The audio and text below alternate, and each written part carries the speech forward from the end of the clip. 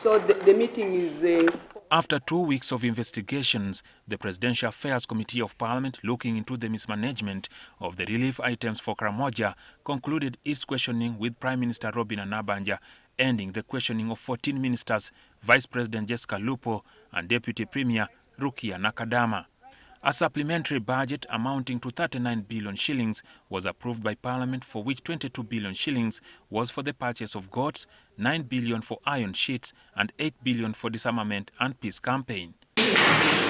But this became the subject of inquiry when the iron sheets stressed to the relatives of the Minister for Karamoja Affairs, painted and labelled the office of the Prime Minister, were suspiciously being sold in Namisindwa district. Giso of one of the sub-counties, I can't remember the name of the sub-county, in Namisindwa, informed the ISO director, Mr. Ruka, that there was a problem. People were selling iron sheets.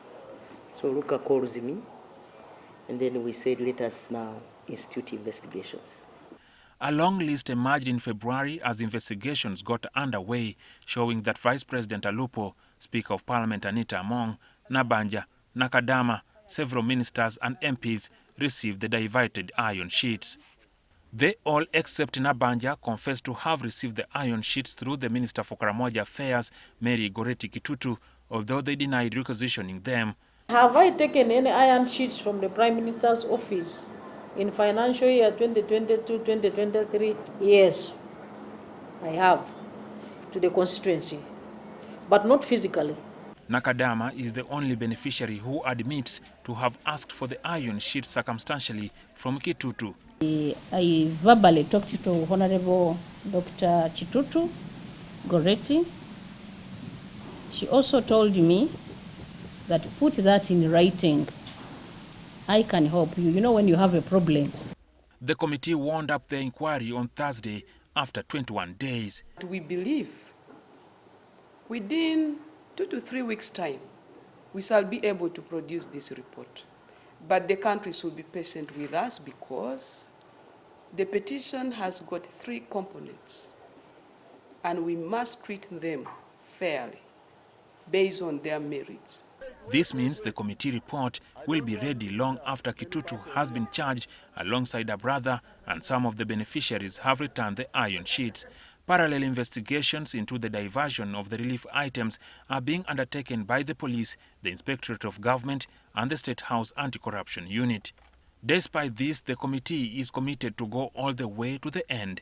What is pending out of all the issues we wanted is the issue of those who were selling the iron sheets. And that was the major thing for which we invited her.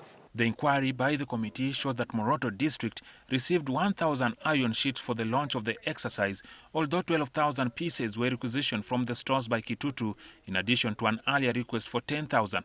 Whereas 3 of the 9 Karamoja districts could be mistaken to have received the iron sheets, the 2 other districts being Nakapiriprit and Karenga, the problem is that these were donated to institutions and not the targeted reformed warriors. Thirdly, there are concerns that the iron sheets may have been from the regular budget, in which 105,000 iron sheets were procured for the sub-region, insinuating that the 9 billion shillings for the iron sheets allocated in the supplementary budget may have not been spent. The iron sheets, the 10,000 iron sheets meant for regular budget, was also diverted for the launch of this special program. And yet we have the finance law clearly stating on how monies or items can be moved from one court to the other. What I know is that when the president was going to launch the iron sheets, that time, I think the purchase of the 39 billion had not yet taken place. They were in the process. I believe maybe the minister, this is what I think, could have wanted that exercise to take place. That's why she took that 1,000 iron sheet. That time, the procurement process was still ongoing. Confessions by the witnesses showed that bickering among the Karimojong MPs and the District Local Council 5 chairpersons highly contributed to the subsequent diversion, since the activity could not be implemented. The MPs accused the district chairpersons for generating a long list of beneficiaries filled with own relatives and friends, a reason they used to generate another list that blotted the number of beneficiaries beyond the planned target. The list of the division commander was alone. which was ignored by Karamoja Affairs. The list of the LC5s and their team was also its own. They were on the lot. The list submitted by the members of parliament, including myself, was not the right one. We are all on the lot. So if there was looting Karamoja, all the leaders were on the lot. Understandably, it wouldn't have been the case had an initial list of the reformed warriors the military division commanders generated was used. However, it was challenged on the basis that no warrior from Abim district returned a gun during the period, just two returned guns from Nakapiriprit, indicating that no one would have received the relief items. Jackson Onyango, NTV.